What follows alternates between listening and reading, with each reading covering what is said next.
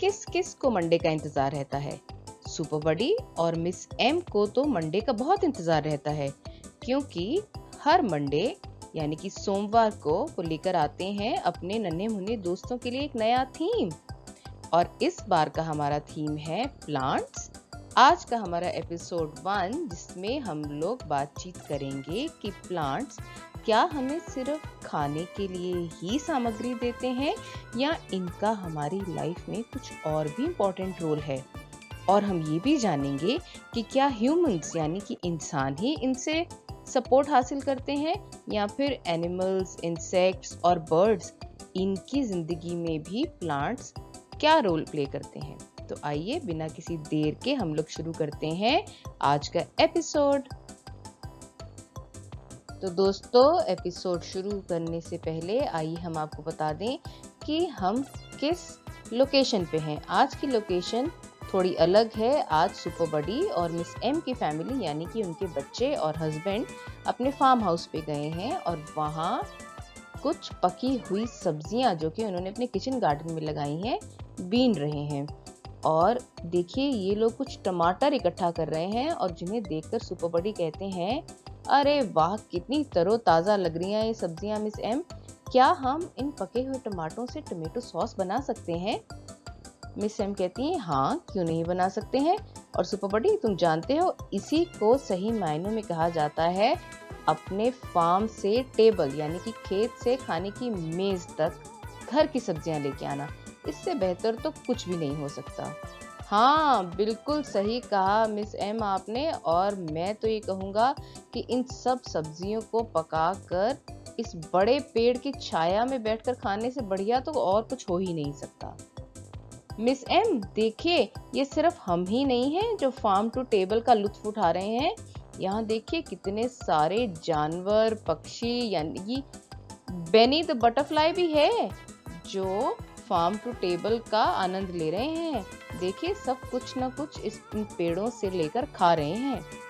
हाँ सुपर बडी, और तुम्हारे क्यू मीटर को देख के मुझे लगता है कि तुम इसके बारे में और छानबीन करना चाह रहे हो। तो क्या कहेंगे हम अपना एडवेंचर शुरू करने से पहले दोस्तों? चलिए सब लोग बोलिए मेरे साथ, let's unleash the power of curiosity. और इतना होते ही सुपर बडी और मिस एम ने देखा कि उनका बेटा दौड़ता हुआ आया और बड़ा ही परेशान होकर कहता है, माँ देखिए, मैंने देखा कि गाजर के पौधों में कुछ अर्थवर्म्स, ये कैसे कैसे कीड़े हैं। मुझे लग रहा है कि ये इन पौधों को नुकसान पहुंचाएंगे। ओहो हो, नहीं नहीं, ऐसा नहीं है बेटा, ये अर्थवर्म्स, कीड़े पौधों को नुकसान नहीं पहुंचाएंगे बल्कि उनकी बढ़ने में सहायता करेंगे। क्या इसका मतलब मम्मा कि गाजर की जड़ों में अर्थवर्म्स का घर है? ये पूछा सुपर बडी की दोस्त और मिस एम की बेटी ने। और उस पर जवाब दिया मिस्टर एम ने, हाँ, ऐसा ही कुछ समझ लो। तो फिर ये तो वैसे ही हो गया ना मिस एम, जैसे बी हाइव यानी कि मधुमक्खियों का छत्ता पेड़ पर उनका घर है, पक्षियों के घोंसले हैं पेड़ों पर, और चींटियां जो कि पेड़ों के नीचे रहती हैं उसकी ट्रंक में। अरे इतने सारे घर एक पेड़ पर, बहुत ही बढ़िया ऑब्जर्वेशन है सुपर बडी। और ये देखो, एक पेड़ सिर्फ पंछी परिंदों को ही घोंसला बनाने की जगह नहीं देता, वो और भी कीड़े मकोड़ों, जानवरों और जिस को अपने वहां आश्रय दे सकता है देता है। मिस एम, मैं समझा कि प्लांट्स और ट्रीज हमें सिर्फ खाना है और शेल्टर ही नहीं देते हैं, ये जानवर, पक्षी और कीड़े मकोड़ों को भी ये सब चीजें उपलब्ध कराते हैं। अच्छा मिस एम, अब आप मुझे ये बताइए, आप तो जानते हैं कि मैं अब जानना चाहता हूँ प्लांट्स के बारे में। और तो अब मुझे ये बताइए कि इसके अलावा प्लांट्स हमें और क्या क्या देते हैं? क्या सिर्फ खाना ही देते हैं या और भी कुछ देते हैं? बड़ी ही सोची समझी छानबीन है ये सुपर बडी। तो आओ इसके बारे में हम लोग और जानकारी हासिल करते हैं मेरी क्यू बुक की मदद से।